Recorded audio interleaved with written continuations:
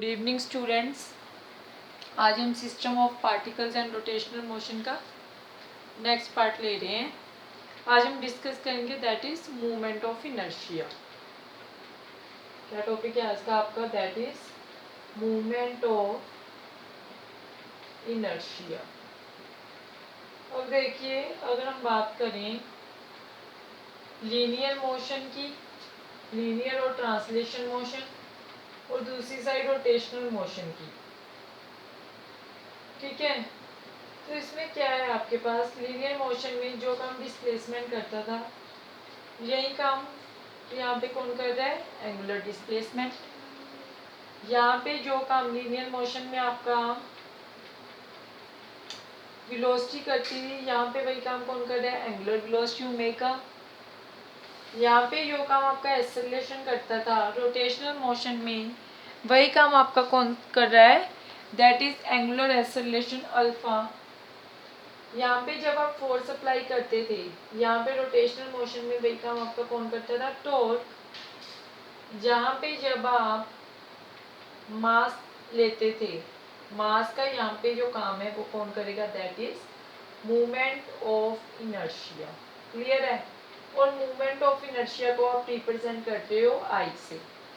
इसमें एक्चुअल में होता क्या है कि अगर ये आपकी एक्सिस है, लेट यहाँ पे कोई बॉडी रोटेट हो रही है, लेट बॉडी का मास है m, और ये r डिस्टेंस पे है इस एक्सिस से, that this axis is x and x dash. तो जो मूवमेंट ऑफ इनर्शिया आता है आई, वो किसके इक्वल आता है आपका? I is equal to mr²। Clear है? अब ये आया कहाँ से जो आपका मूवमेंट ऑफ इनर्शिया आ रहा है? मान लो आपने यहाँ पे फोर्स अप्लाई की इस मास पे, फोर्स अप्लाई करने से क्या होगा? एक्सेलरेशन आएगा। अब जो आप फोर्स अप्लाई करते हो वो ऐसा नहीं कि हम फोर्स ऐसे अप्लाई कर रहे हैं, जो ये मास है इसको आपको रोटेट करवाना है इस एक्सिस के अराउंड। तो आप क्या करोगे? जो फोर्स है इस प्लेन में अप्लाई कर रहे हो आप, जो ये एक्स वाई प्लेन है, यहाँ पे हमने फोर्स अप्लाई किया। फोर्स अप्लाई करने से ये मास क्या होगा? इस एक्सिस से रोटेट करेगा अबाउट। क्लियर है? तो जब आपने फोर्स अप्लाई किया तो आप क्या लिख सकते हो? F is equal to M A लिख सकते हो। अब इसको क्या करो? मल्टीप्लाई कर दो, multiply both sides by r, we get. अगर आप इसको r से मल्टीप्लाई कर रहे हो तो क्या बन जाएगा? F R is equal to M A R. आगे एफ आर किसके इक्वल होता है? That is tau. Tau is equal to M A. जो एक्सेलरेशन होता है, यहाँ पे जो आपके रिलेशन है वो क्या है? S is equal to R theta, V is equal to R omega, A is equal to क्या होता है? R alpha. ठीक है? तो ए अगर आपके पास यहाँ पे आर अल्फा है तो यहाँ पे आप लिख सकते हो आर अल्फा इंटू में R, which is equal to क्या बन जाएगा? mr² alpha, that is equal to tau. Clear है ये रिलेशन? अब आपको तो आपका किसके इक्वल आया? mr² अल्फा की।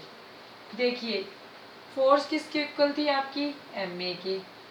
फोर्स का काम कौन करता है? टॉर्क रोटेशनल मोशन में, विच इज इक्वल टू क्या है? mr² alpha.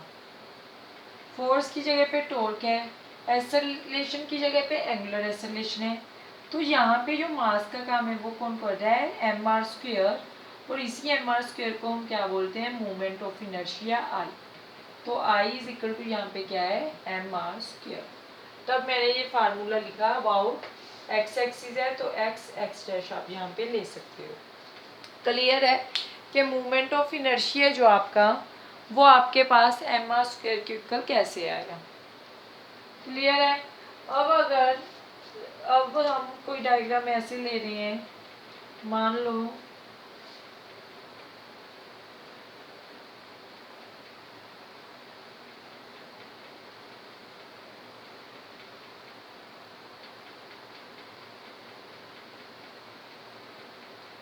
देखिए अब क्या है आपके पास? ये आपकी एक्सिस है, ठीक है। यहाँ पे लेट कोई मास है आपके पास m1, ठीक है। लेट यहाँ पे आपका कोई मास है that is m2, late again यहाँ पे कोई मास है दैट इज m3। मैं जो भी ये मास ले रही हूँ वो परपेंडिकुलर ले रही हूँ अबाउट द एक्सिस। जो ये एक्सिस है इसके परपेंडिकुलर मास में कंसीडर कर लूँ। तो यहाँ पे जो मोमेंट ऑफ इनर्शिया बनेगा वो मेरा क्या बनेगा, m1 अगर इसका r1 डिस्टेंस है, it is at r2, it is at r3, m1 r1 square plus m2 r2 square plus m3 r3 square. Clear है, टोटल मोमेंट ऑफ इनर्शिया। अब देखिए इसी के लिए हम कुछ न्यूमेरिकल डिस्कस कर लेते हैं। फर्स्ट न्यूमेरिकल है आपके पास, लेट आपके पास 4 मास हैं, क्लियर है, m m m, जो ये वाला डिस्टेंस है इनके बीच, let this distance is b and this distance is a, और आपको ये मोमेंट ऑफ इनर्शिया बताना है about it this axis for this masses. Clear है, ट्राई करिए इस न्यूमेरिकल को। अब सिंपल न्यूमेरिकल है ये आपका। अब देखिए अगर हम इसकी बात करें, एक्सिस आपकी ये है, आपको परपेंडिकुलर डिस्टेंस लेना है, again perpendicular distance, again this is perpendicular, this is perpendicular. तो ये डिस्टेंस कितना हो जाएगा, अगर ये टोटल a है तो ये हो जाएगा a/2, this distance is again a/2, a/2, a/2। तो जो मोमेंट ऑफ इनर्शिया बनेगा आई वो क्या बनेगा, m इंटू जो ये डिस्टेंस है plus again m into a/2 का स्क्वायर प्लस 4 टाइम्स होगा ये ऐड आपके पास, 4 मास है आपके पास, m a/2 का square plus again m a/2 का स्क्वायर।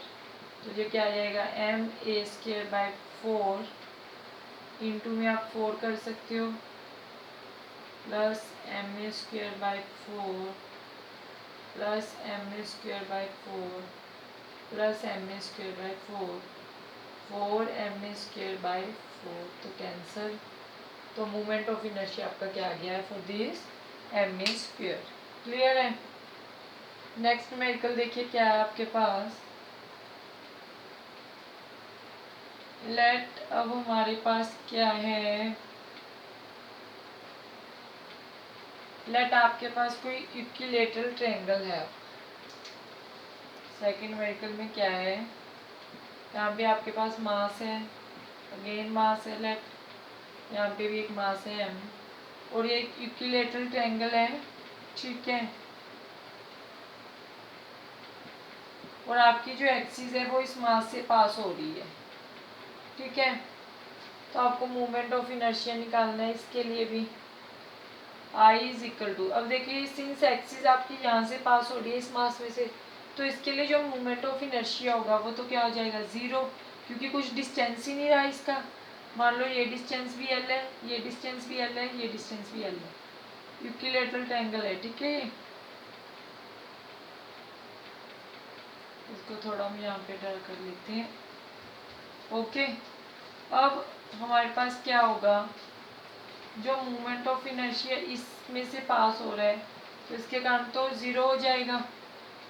अब इसके लिए ये आपका परपेंडिकुलर डिस्टेंस हो गया, तो ये डिस्टेंस L है, ये m है, प्लस में क्या आ जाएगा m L² प्लस, अब इसके लिए मोमेंट ऑफ इनर्शिया निकालना है तो हमें डिस्टेंस कौन सा लेना पड़ेगा, ये वाला।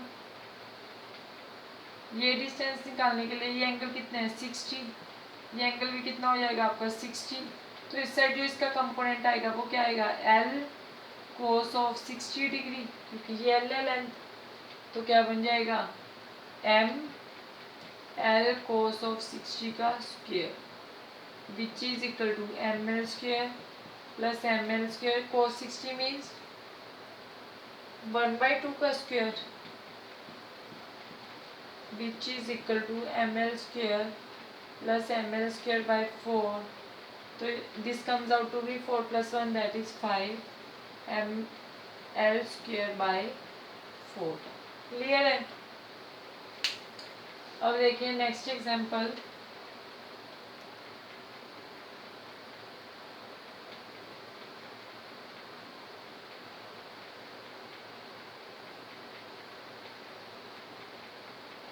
अब मान लो मैं ये बोल रही हूँ कि मेरे पास अगेन 3 मास हैं, ठीक है, बट इस बार जो मेरा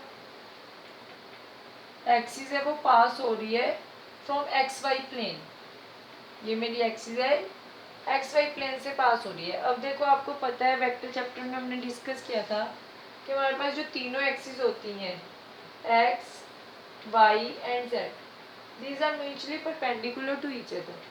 अब अगर ये मास एक्स वाई प्लेन से पास हो रहा है तो ये तो आपका this is your X Y plane, clear है, और ये एक्स वाई प्लेन है तो इसके अपोजिट क्या होगा, जेड प्लेन होगा। मीन्स आप इसको ऐसे कंसिडर कर सकते हो कि मान लो यहाँ पे एक मास है, एक मास जहाँ है, एक मास जहाँ पे, या फिर आप ये मान लो कि यहाँ पे एक मास है, देन अगेन यहाँ पे है एक, यहाँ पे मान लो जहाँ से आपका एक्स वाई प्लेन से ये एक्सिस पास हो रही है तो ये इसके भी परपेंडिकुलर डिस्टेंस होगा और इसके भी परपेंडिकुलर होगा ना, क्योंकि ये जेड प्लेन हो गया। ये अगर एक्स वाई प्लेन है आपका तो ये क्या हो गया, जेड प्लेन, तो ये दोनों के क्या होगा, परपेंडिकुलर होगा।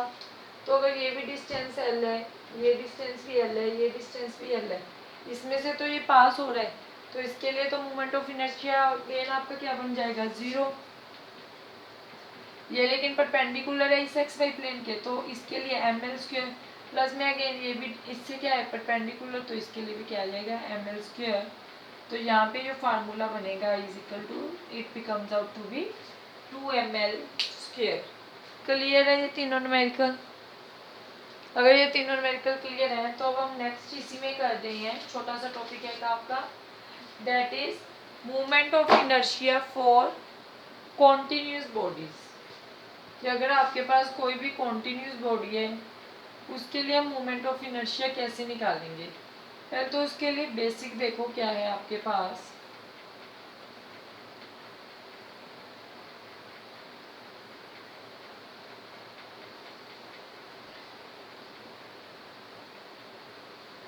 देखो movement of inertia for continuous bodies, मैं क्या मान के चल रही हूँ कि मेरे पास ये कोई कॉन्टिन्यूस बॉडी है जिसमें जो मास है मेरा वो डिस्क्रीट नहीं है, वो कॉन्टिन्यूस है, यहाँ पे फैल रखा है जो मास है, ठीक है। अब मैं क्या कंसीडर करके चल रही हूँ कि मेरे पास जो मास है वो इसमें इवनली डिस्ट्रीब्यूट हो रखा है, और मैं मान रही हूँ कि ये मेरी एक्सिस यहाँ से पास आउट हो रही है, क्लियर है। तो मैं क्या कर रही हूँ, यहाँ पे रैंडमली एक मास ले रही हूँ छोटा सा dm, और इसका मैं डिस्टेंस यहाँ से ले रही हूँ r, क्लियर है। सिमिलरली मैं एक यहाँ पे मास कंसीडर कर सकती हूँ, उसका भी अगेन मैं परपेंडिकुलर डिस्टेंस ले लूँगी। तो मेरे पास यहाँ पे जो di होगा मूवमेंट ऑफ इनर्शिया, इसके कारण वो क्या होगा dm r स्क्वायर। अब जहाँ पे छोटे छोटे मास हैं इवनली डिस्ट्रीब्यूट हो रखे हैं, उन सब के लिए अगर मुझे मूवमेंट ऑफ इनर्शिया टोटल निकालना है तो मैं क्या ले लूँगी, इंटीग्रेशन ले लूँगी, इंटीग्रेशन ऑन बोथ साइड, उन सब का सम कर दूँगी। तो आई इज इक्वल टू, मेरे पास जो फार्मूला बन रहा है that is dm r square, clear है। अब देखिए इसी के बेस पे हम मूवमेंट ऑफ इनर्शिया निकाल रहे हैं फॉर अ रोड। आपके पास कोई रोड है उसके लिए हमें मूवमेंट ऑफ इनर्शिया निकालना है। अब हम रोड को ये मान के चल रहे हैं, वैसे रोड हमारी 2 डायमेंशनल होती है, उसकी लेंथ भी होती है और कुछ ना कुछ उसकी ब्रेथ भी होती है, बट हम ये मान के चल रहे हैं कि हमारे पास जो रोड है वो काफ़ी लंबी है और बहुत ही थिन है, तो वो क्या हुई हमारे पास 1 डायमेंशनल हुई। Movement of inertia for uniform road, ठीक है। मान लो हम किसी रोड के लिए मूवमेंट ऑफ इनर्शिया निकाल रहे हैं, मैं ये मान के चल रही हूँ कि जो मेन रोड है वो बहुत ही थिन है, दिस इज इट्स एक्सिस। अगर ये इसकी एक्सिस है तो हम क्या करेंगे, यहाँ पे छोटे छोटे पार्ट्स लेके उनको एडअप कर देंगे, इंटीग्रेशन ले लेंगे। अब मैं क्या मान के चल रही हूँ कि मेरे पास यहाँ पे छोटा सा मास है कोई dm, और इसके लिए जो ये डिस्टेंस है दैट इज dx, और ये x डिस्टेंस पे है, ठीक है। सिमिलरली मैं यहाँ पे कोई छोटा सा मास ले लूँगी, सिमिलरली इस साइड भी हम मास ले लेंगे, ठीक है। सिमिलरली हम यहाँ पे मास ले लेंगे, फिर हम क्या करेंगे, इन सबको एडअप करके मूवमेंट ऑफ इनर्शिया निकाल देंगे। तो di क्या आ जाएगा यहाँ पे dm x स्क्वायर। तो पूरा हमें मोमेंट ऑफ इनर्शिया निकालने के लिए क्या करना पड़ेगा, ऐड और इसकी इंटीग्रेशन, जब आप इसकी इंटीग्रेशन करोगे तो आई इज इक्वल टू क्या बन जाएगा। अब देखिए इसकी इंटीग्रेशन तो हो नहीं सकती डीएम की, क्लियर है। अब आपको पता है कि जो लैम्डा होता है वो क्या होता है, लैम्डा होता है आपके पास मास पर यूनिट लेंथ। अगर आपके पास 1 मीटर लेंथ है तो आपके पास क्या आता है लैम्डा। अगर आपके पास dx लेंथ है तो क्या हो जाएगा ये dx लैम्डा। तो यहाँ पे अब आप क्या लिख सकते हो, lambda x square D x लिख सकते हो, क्लियर है।